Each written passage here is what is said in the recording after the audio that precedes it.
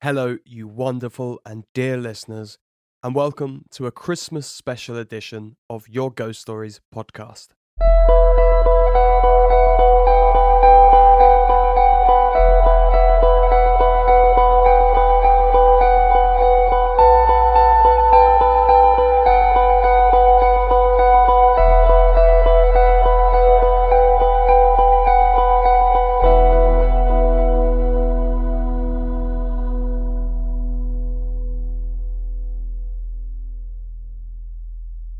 I hope you're having a delightful festive season, not working too hard or at all for that matter, and you're currently in a food coma, full to the brim of picky bits and leftover turkey.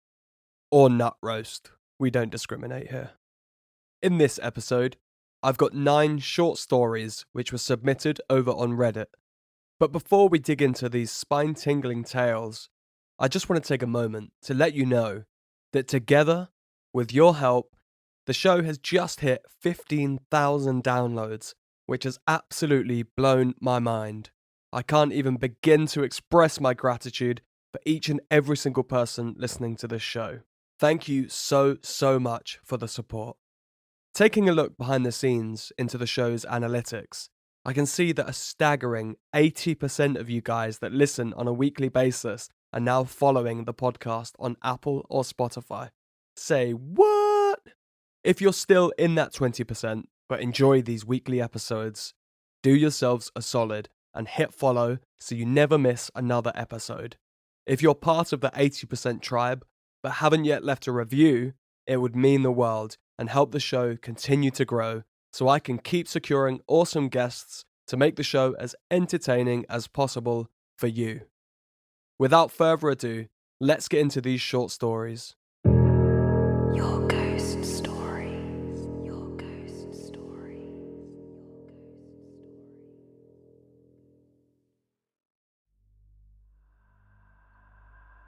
This first one is from Fallen0328. My mum and her family grew up in Vietnam, and they had a few stories for me from the old country. One that sticks out the most is from my eldest uncle. My uncle has always told me to never answer unless you can see who's calling your name.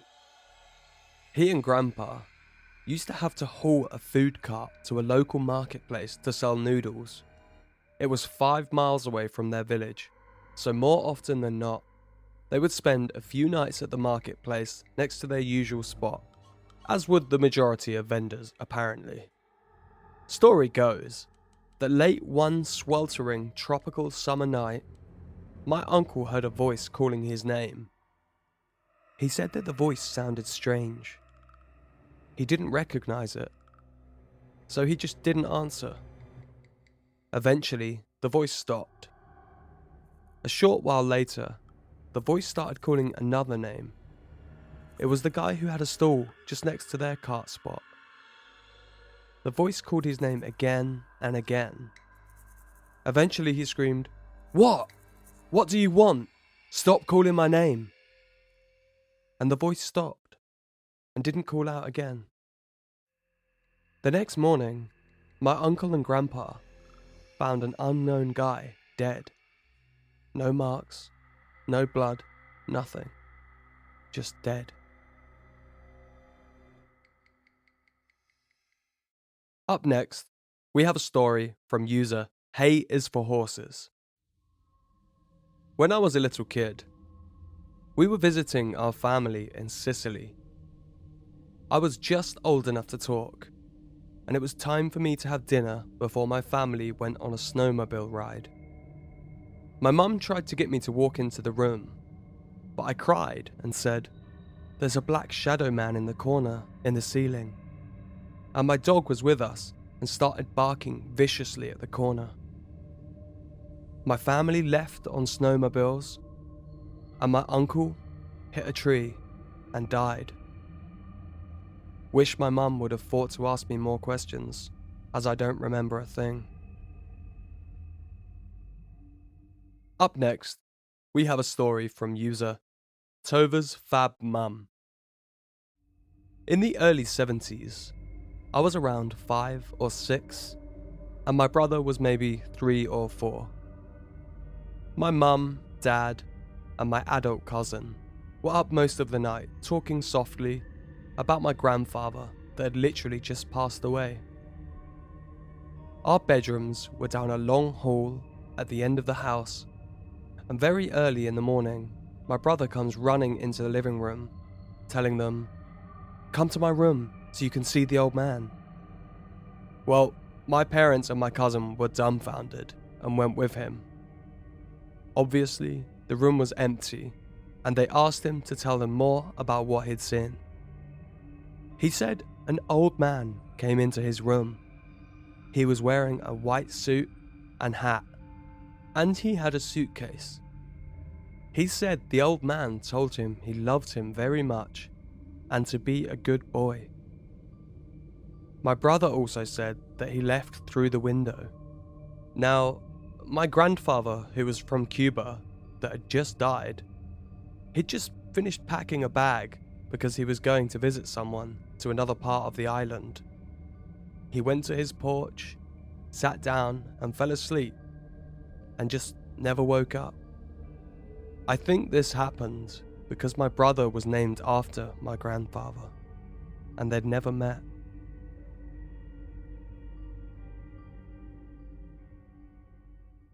This next story is from Joppa Hop. My adoptive dad's mum died of cancer in the middle of the night. He woke up and instantly knew it was time and went to say goodbye to her. He can't explain how he knew. She didn't call him.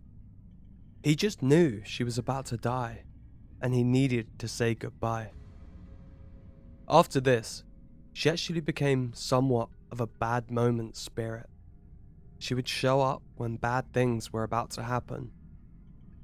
When a family member fell down the ladders once, she popped up like 30 minutes before. My adoptive mum saw her an hour before my adoptive dad had 2 fingers chopped off. And I saw her a few days before adoptive granddad had a heart attack. He survived, by the way. Up next, this one is from Safe AD 4444. Our family had a farm in Enville, UK, and my grandmother used to go up every summer to help with the cows when she was a child. She said that on the bottom field, she often saw men walking through the crop field with metal helmets on. They never made it to the other side of the field and just disappeared. The site was a common place for Roundhead soldiers during the Civil War. Cool side story. There's evidence to suggest that my family allowed Oliver Cromwell to keep his horses at the farm for a few days at some point, and they hid him and his men in a tunnel that ran between their farm and the next door's farm. It's called Toy's Farm. Interesting history around the area. Another story was her great aunt who lived in the village. She watched and heard a man on horseback come tearing down the road in the snow. Ran outside, and there were no tracks at all. Not one. Next up, we have a story from Emmy Lemony. My grandma used to work for a funeral home.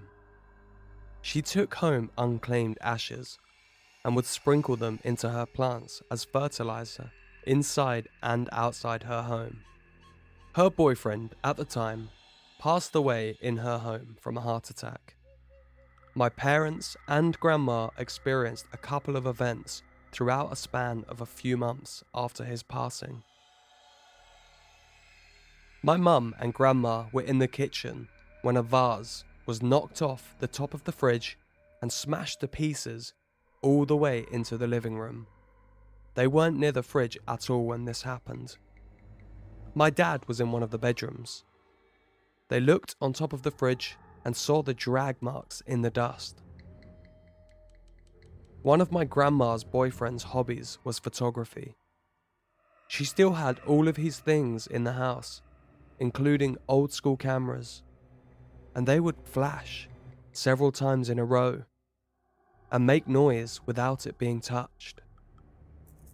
I'm not sure if the camera malfunctioned or not, but my grandma felt like it was him, letting her know he was still there. She said he came to her in a dream, and after that, nothing else strange happened in the house for the remainder of the time she was there, before moving a couple of years later. Up next, we have a story from Vag Flatulence. What a lovely username. My grandparents had a very old brick house way out in the middle of nowhere. When I was 18, I lived with them. My room was always very cold, and the coldest in the house by at least 10-15 degrees. My grandfather would fall asleep in his chair every single night watching the news. I'd be able to hear the TV from my room because it was always pretty loud, as he was getting old and couldn't hear well. I fell asleep one night and could hear the TV, as usual, in the background. Then, in my sleep, the TV gets really loud, as if my ear is right up to the speaker. Then, there's a knock on my wall. A light knock, like someone is knocking on the door.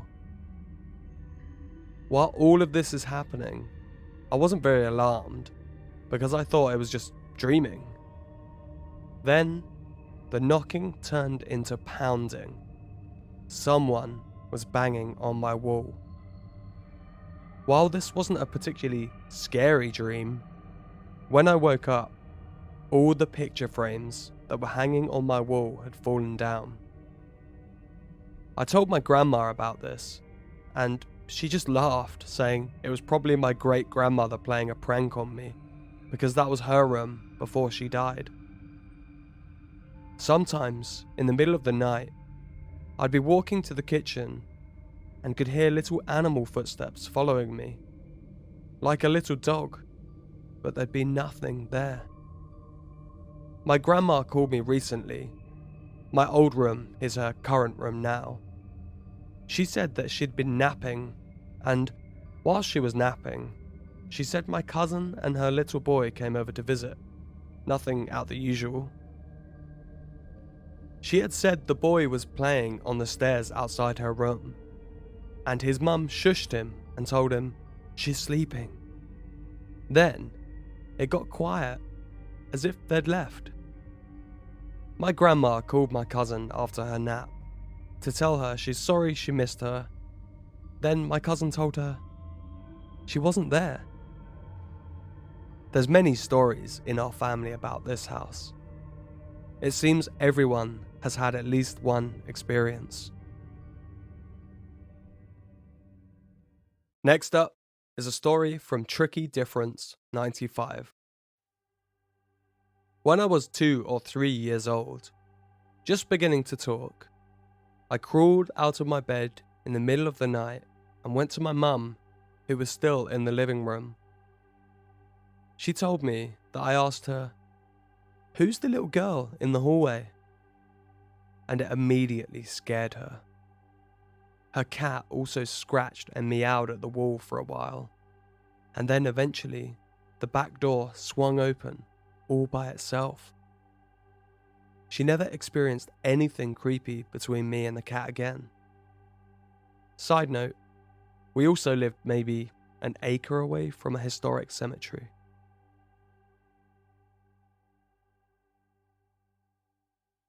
And last but not least, we have a story from Ghoulie Julie 86. Now that is a good username, and I'm not being sarcastic that time.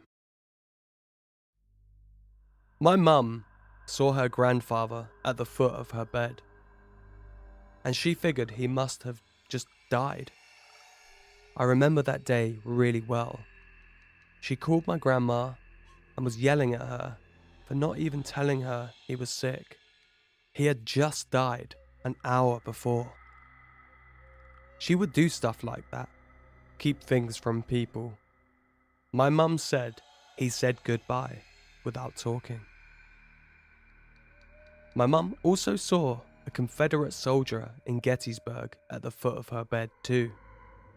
What's interesting is both cases, they would communicate with her without talking. The soldier said, "Mother." I also had an experience the day before with her there, where we heard battle sounds and guns at 3 a.m, super loud. My other family didn't hear anything though. This one is my favourite experience I've had in my life, supernatural wise. The house I live in now, I saw a see-through guy in the yard when I was pulling out weeds. I heard him before, he kept saying, "Hey, hey lady, hey you." There was no one around, except my boyfriend, but I caught a glimpse of his face the second time I heard it. It wasn't him. Lips not moving, not his voice. It's the desert, so it's flat. There's no one around. I think it might be a neighbour who died. He called me lady all the time. I just wonder what they want when they do this. Sometimes I can tell, but I haven't had a family member die yet. I think when I do, I'll understand what they want and have a totally different experience. One more thing that happened to me. I saw a colonial man in full garb in a storefront at 10 p.m, just knitting one day. It had a total different feel to me, like a rift in time. Something I wasn't supposed to see. He did not notice me. I'm convinced he was a rift in time from the 1700s. He looked like he was made of light, glowing, and 100% solid. The only solid one I've ever seen in my life. It didn't scare me or feel ghostly. It felt like time just went backwards. It was a completely different feeling to what I'd experienced before. It's weird to me though, that both he and my mum hear them talking without moving their mouths. The times we've seen full body apparitions, it's loud too, there's no mistaking it. I'll usually hear things more often than see them though. I've heard people calling for a nurse multiple times in empty rooms over my years in hospitals. Your ghost stories. Your ghost stories. And there we have it. Thank you for everyone that submitted their story. And thank you so much for listening. Let's turn this podcast into a two-way conversation. So come and find us on social media with the tag @yourghoststoriespodcast and let me know in the comments, what was your favourite short story from this episode? Or alternatively, if you have any ideas for a great episode or a great guest, please let me know and I'll do my best to make it happen. Over the past few weeks, I've been compiling a huge list of guests to reach out to. So 2024 is shaping up to be an amazing year for Your Ghost Stories. I can't wait to continue to expand and grow this podcast with your help and support. This is the last show of 2023. So I guess I'll see you all in 2024. Happy New Year, my friends, and sleep tight.